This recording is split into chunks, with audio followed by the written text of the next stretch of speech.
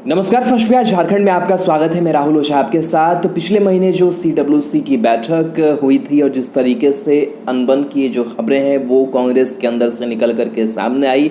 23 नेताओं ने लेटर बम फोड़ा और कांग्रेस नेतृत्व पर सवाल खड़े किए।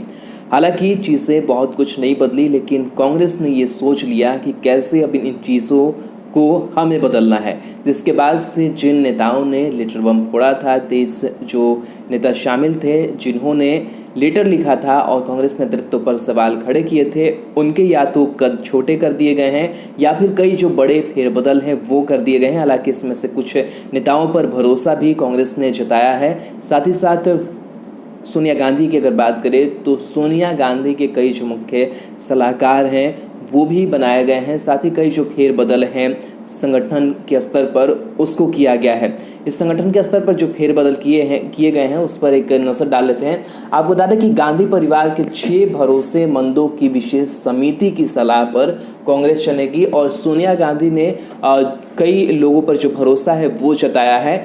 तो कहीं ना कहीं जिस तरीके से चीज़ें चल रही थी और कांग्रेस कार्य समिति की बैठक में काफ़ी हंगामा हुआ, लेटर कई नेताओं ने लिखा जिसमें कई वरिष्ठ नेता शामिल थे, उन पर अब गाज ज़रूर गिरी है।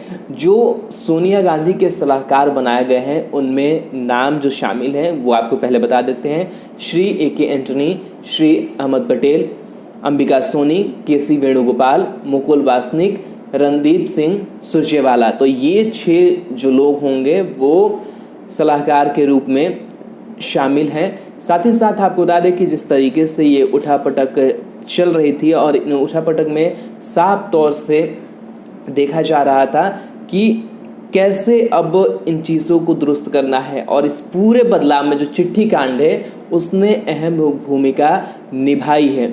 आपको बता दें कि कई जो चेहरे हैं उनके कद को कम कर दिया गया है। कई जो बड़े चेहरे हैं, गुलाम नबी की अगर बात करें तो गुलाम नबी आज़ाद को महासचिव पद से हटा दिया गया है। साथ ही साथ आपको बता दें कि सोनिया ने बेटी प्रियंका गांधी समेत कुल 9 महासचिव नियुक्त किए हैं। सोनिया गांधी ने बतौर अध्यक्ष अपने कामकाज में मदद के लिए 6 सदस्यीय स्पेशल कमेटी का गठन किया है। जिस कमेटी में जो लोग शामिल हैं उसको हम आपको बता भी रहे थे। तो कहीं ना कहीं 23 नेताओं ने जो चिट्ठी लिखी उसके बाद से कांग्रेस के भीतर जिस बदलाव की आहट लगातार महसूस की जा रही थी और उसका जो पर्दाफाश है वो हो गया है और जो फेरबदल हैं वो कर दिए गए हैं। आप बता दें कि गुलाम नबी आज़ाद, मल्लिकार्जुन खड़गे, अंबिका सोनी, ये तमाम ऐसे नाम हैं जहां पर इनकी जो छुट्टी है वो कर दी गई है।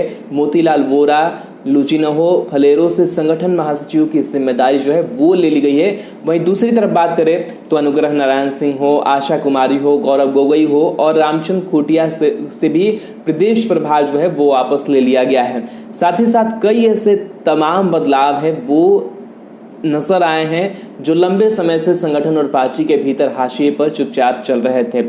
वहीं वोरा जैसे सीनियर और परिवार के भरोसेमंद व्यक्ति से संगठन के प्रशासन की जिम्मेदारी लेकर यह जिम्मेवारी पूर्व केंद्रीय मंत्री पवन कुमार बंसल को दी गई। और साथ ही साथ जो महासचिव हैं, प्रभारी हैं, उनमें भी कई जो फेरबदल है वो किए गए हैं। साथ ही साथ कई नेताओं को राज्यों का जो प्रभार है वो भी मिला है। लेकिन चलिए सबसे पहले जो हम बात कर रहे थे कि जो 6 सदस्यीय जो टीम है उसके बारे में थोड़ी सी जान लेते हैं कि किस तरीके से इनकी क्या जो अहम भूमिका है वो कांग्रेस के अंदर रही है। सबसे पहले अहमद पटेल की बात करें तो अहमद पटेल की जो गिनती है सोनिया गांधी के सबसे करीबी और भरोसेमंद सिपहसालारों में होती है और अहमद पटेल संकट मोचन की भूमिका में होते हैं। यानी कि पार्टी में जब कोई संकट आता है तो वो संकट मोचन की तरह होते हैं। AK एंटनी की अगर बात करें तो AK एंटनी की भी जो पहचान है वो गांधी परिवार के भरोसेमंद सहयोगी के रूप में होती है। तो कहीं ना कहीं आपको बता दें कि AK एंटनी भी काफ़ी जो महत्वपूर्ण भूमिका है वो उन्होंने निभाया है। आपको बता दें कि एंटनी के गांधी परिवार से रिश्ते जो है वो काफ़ी मजबूत है और काफ़ी अहम जो काम है वो भी उन्होंने किया है। 80 के दशक में भी उन्होंने कई जो काम है वो किया है। और साथ ही साथ आपको बता दें कि 1980 के दशक की बात करें तो कांग्रेस से छोड़कर अलग पार्टी बनाने और EK नैयर की अगुवाई वाली केरल की तत्कालीन लेफ्ट सरकार में शामिल होने से वह बहुत जो है वो नाराज़गी जो थी वो भी आई। तो बाकी आगे की अगर बात करें अंबिका सोनी की, तो अंबिका सोनी पर भी सोनिया गांधी ने जो भरोसा है वो जताया है। रिश्ते काफ़ी इनके पुराने हैं कांग्रेस परिवार से। साथ ही साथ आपको बता दें कि इनके जो पिता हैं नकुल सेन वाधवा नौकरशाह थे और उनकी गिनती जवाहरलाल नेहरू के करीबी अफसरों में होती थी। केसी वेणुगोपाल की अगर बात करें तो ये भी केरल से हैं, एक एंटनी की तरह, और गांधी परिवार से ये भी काफ़ी करीब हैं। राजस्थान में जब कांग्रेस के अशोक गहलोत सरकार पर संकट के बादल छाए थे, तब जिन लोगों को पार्टी ने वहाँ दूत बनाकर भेजा था उसमें वेणुगोपाल शामिल थे। तो इस तरीके से समझ सकते हैं कि कई जो घटनाक्रम सामने आए हैं उसमें काफ़ी अहम भूमिका इन्होंने निभाई है। रणदीप सुरजेवाला की बात करें तो रणदीप सुरजेवाला को सभी जानते हैं कि किस तरीके से कांग्रेस को लेकर के जो अपनी बातें हैं वो रखते हैं और एक जो दिशा दशा है वो भी देते हैं।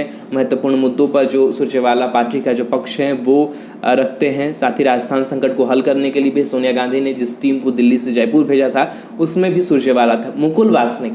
मुकुल वासनिक जो हैं वो काफ़ी कद्दावर नेताओं में से गिने जाते हैं, लेकिन हमने पहले भी कहा था कि कई ऐसे जो नेता हैं वह लेटर लिखे थे लेकिन उन पर भी भरोसा जताया गया, जिसमें मुकुल वासनिक भी शामिल हैं और जो है इन पर भरोसा जो है वो जताया गया है और साथ ही साथ मध्य प्रदेश का प्रभार भी दिया गया है।